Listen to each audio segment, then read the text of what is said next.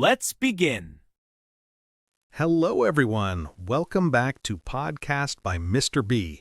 I am your teacher, Mr. B, and today we are solving the biggest problem for English learners. We are learning how to survive the fast speakers in the real world. And I am Anna. I am a beginner. And I have a secret, Mr. B. I am terrified of native speakers. Everyone speaks too fast for me. Help! Don't worry, Anna. You are not alone.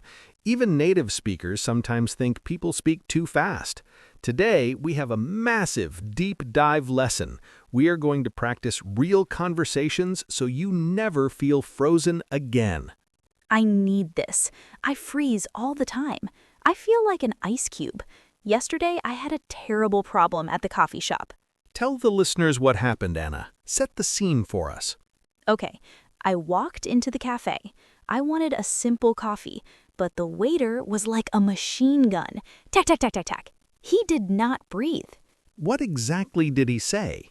He said, "Hey there, how's it going? What can I get for you today? Room for cream, sugar, extra shot, to go, or drink in?" Wow, that is a lot of information in 3 seconds. And what did you do? I was a statue. I just stood there. People were behind me in line. They were sighing. I panicked. I said, yes. Just yes. Yes is not a coffee order, Anna. I know. The waiter looked at me like I was from another planet. I was so embarrassed. I took my plain black coffee and ran away. I didn't even want black coffee. I wanted a latte. That is exactly why we are here today. We are going to build your survival English. Let's start with your first tool. I call it the sorry sandwich. A sandwich? Now I'm hungry. Does it have cheese? No cheese in this one. A sorry sandwich is how you politely stop a fast speaker. Most beginners just say, "What?" or "Huh?" I say what all the time. Is that bad? It is okay with your close friends or family, but with a stranger, like a waiter or a boss, saying "what" sounds a little bit rude. It sounds like you are angry or like you are not trying to listen. Oh no, I don't want to be rude. I'm just confused. What should I say to the fast waiter? You use the sandwich. You put your question between two sorries. You say, "Sorry, could you repeat that?" "Sorry." Sorry, could you repeat that? Sorry. That feels very soft and polite. Exactly. It tells the speaker, "I am trying my best to understand you. Please help me." But Mr. B, I have a question. What if I use the sandwich and he repeats it, but he's still speaking too fast? What then? Then we use the slow motion button. I wish I had a real remote control to pause people in real life. You do. It's your voice and your hands. You must ask them to slow down, but you have to do it right. You say, "Could you speak a little slower, please?" Could you speak a little slower, please? Yes, but the secret is your body language. Look at my hands, Anna. Mr. B moves his hands slowly, apart, like he is stretching a rubber band. You look like you're playing a musical instrument, an accordion. Exactly.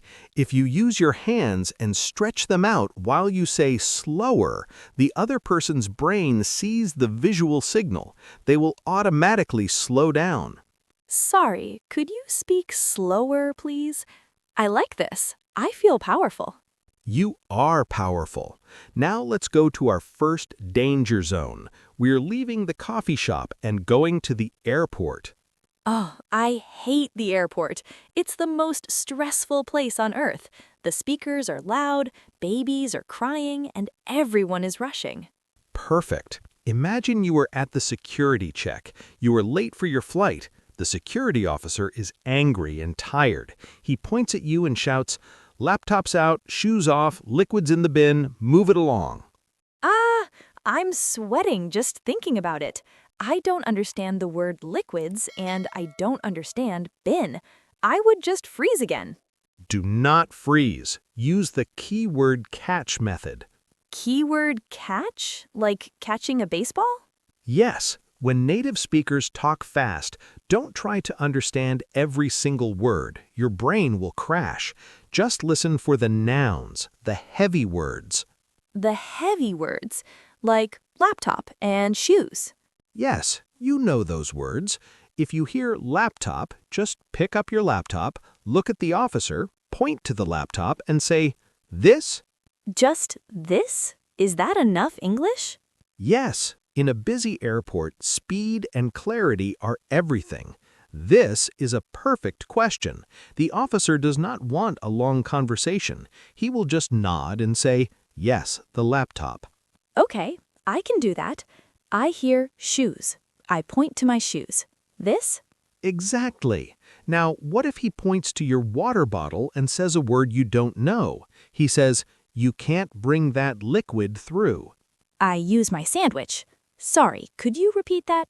Sorry.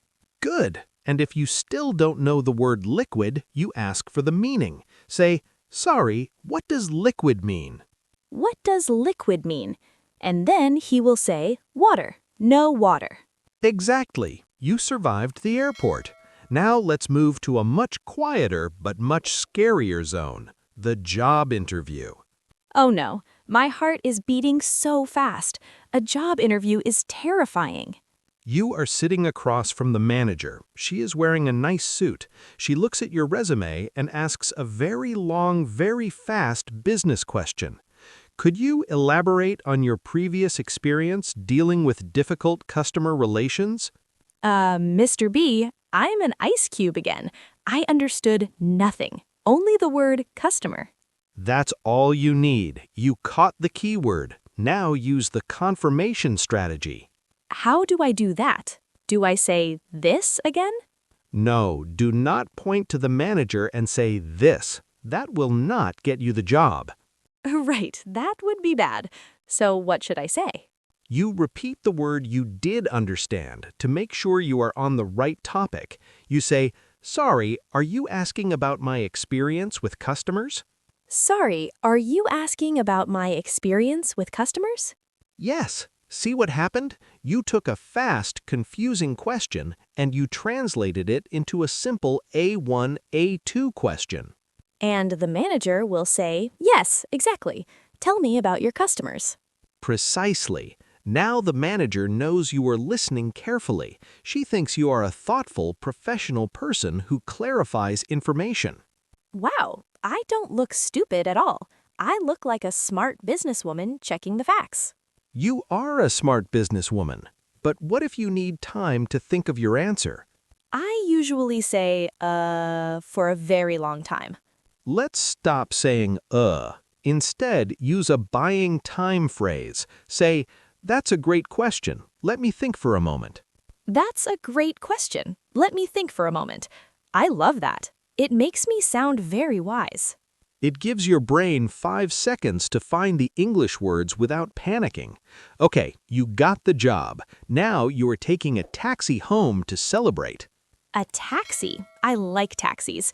I can just sit in the back and look at the window. Not this taxi. The driver is very friendly. He has a very strong accent. He is driving fast and talking even faster. He is talking about the weather, the traffic, and a football game. He says, "The Gunners really messed up that match last night, didn't they? Absolute rubbish." Are gunners people with guns? Am I in danger? No, the Gunners is a football team. He's just making small talk. But I don't know anything about English football. I don't know what rubbish means. I want to jump out of the taxi. Stay in the car. You don't need to understand every word of small talk. You just need the social echo. The echo? Like when I shout into a cave and the sound comes back? Yes, when native speakers make small talk, they often just want someone to listen. They don't need a long answer. Just repeat the emotion of what they said. If he sounds angry about the football game, you just shake your head and agree. So I just say yes, yes? Better than yes, echo a simple word. Say, "Oh, really?" or "Wow, that's crazy." Or, "Traffic is terrible, yeah." Oh, really? Terrible, yeah. Look at you! You're having a fluent conversation and you don't even know what the football team is. I am socially fluent. I am tricking him into thinking I'm a football expert. It is not tricking, it is being polite. Now let's talk about the absolute hardest situation for any English learner, the phone. The phone is my nightmare. I let it ring. I never answer. I hide under my blanket. Why is the phone so scary?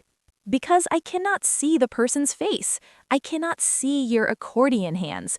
I cannot see their mouth moving. It's just fast words in my ear. That is true. You lose body language on the phone, and the audio is sometimes bad. Imagine you have to call the bank. The automated voice talks fast, and then a real person answers. Thank you for calling Citibank. My name is John. How can I direct your call today? I hang up the phone. No hanging up. This is your money. On the phone, you must take control immediately. Do not wait. You say, "Hello, my English is a little slow. Could you please speak slowly?" I tell them immediately before I ask my question? Yes, set the rules of the conversation right at the beginning. John at the bank will immediately change his voice. He will say, "Oh, of course. How can I help you today?" That takes the pressure off my chest. Hello, my English is a little slow. Could you please speak slowly? Perfect. Now John asks for your name and account number. He says, "Is your name spelled A-N-N-A?" You need to confirm it. On the phone, letters sound the same. B sounds like P. M sounds like N. Yes, people always think my name is Emma on the phone. Use words to clarify letters. Say A for apple, N for November, N for November, A for apple. A for apple, N for November. That is very clear. And if they give you a number, always read it back to them.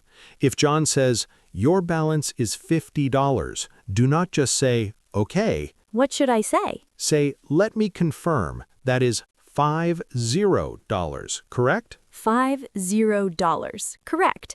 I like that. It leaves no room for mistakes. Exactly. Anna, you have survived the coffee shop, the airport, the interview, the taxi, and the bank. How do you feel? I feel like I took off my heavy backpack. I don't have to be perfect. I just have to know how to slow people down. That is the perfect way to explain it. English is a tool for communication, not a test of perfection. When you take control of the speed, you take control of your confidence. I am going to go back to that cafe tomorrow. I'm going to order a large latte with extra foam. And if the waiter speaks fast, I will give him the accordion hands. I'm sure he will understand. To all of our students listening right now, we want to hear from you. Which of these situations is the scariest for you? The airport, the phone, or the job interview? Tell us down in the comments and write your favorite survival phrase so you don't forget it. Thank you so much for joining us on this deep dive into real-world English. Keep practicing, keep speaking, and don't be afraid to ask people to slow down. See you in the next lesson. Don't forget to subscribe. Goodbye, everyone.